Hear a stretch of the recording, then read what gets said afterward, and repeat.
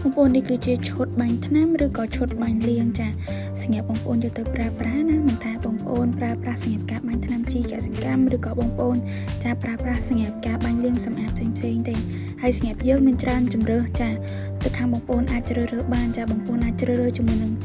ចាប្រភេទក្បាលបាញ់អូតូក៏បានចាក្បាលបាញ់អត់អូតូក៏បានចាហើយយើងមានច្រើនម៉ាកបងប្អូនចាមានជាមួយនឹង Cora ជាមួយនឹង Spider ហើយយើងភ្ជាប់ជាមួយនឹងប្រភេទម៉ាស៊ីនច្រៀងដែលមានកម្លាំងសេះខ្លាំងណាស់បងប្អូនលោតទៅដល់8សេះកន្លះចាអញ្ចឹងនៅសម្រាប់បងប្អូនយកទៅប្រើប្រាស់គឺងាយស្រួលខ្លាំងមែនតើចាបងប្អូនចង់បានឈុតមួយណាបងប្អូនអាចធ្វើការទំនាក់ទំនងចាមកខាងយើងផ្ទាល់ឬក៏បងប្អូនអត់ទាន់ចាច្បាស់ទេបងប្អូនអាចឆាតមកប្រឹក្សាដើម្បីឲ្យបងប្អូនចាទិញយកទៅប្រើប្រាស់ទៅគឺត្រូវជាមួយនឹងតម្រូវការរបស់បងប្អូនទាំងអស់គ្នាណា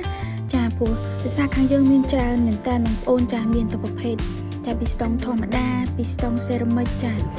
ពីស្ទង់30លីពីស្ទង់22លីឬក៏បងប្អូនចង់បានចាប្រភេទពីស្ទង់ធំជាងហ្នឹងទៀតក៏យើងមានដែរចាយើងមាន34និង38ប៉ុន្តែនៅក្នុងវីដេអូនេះ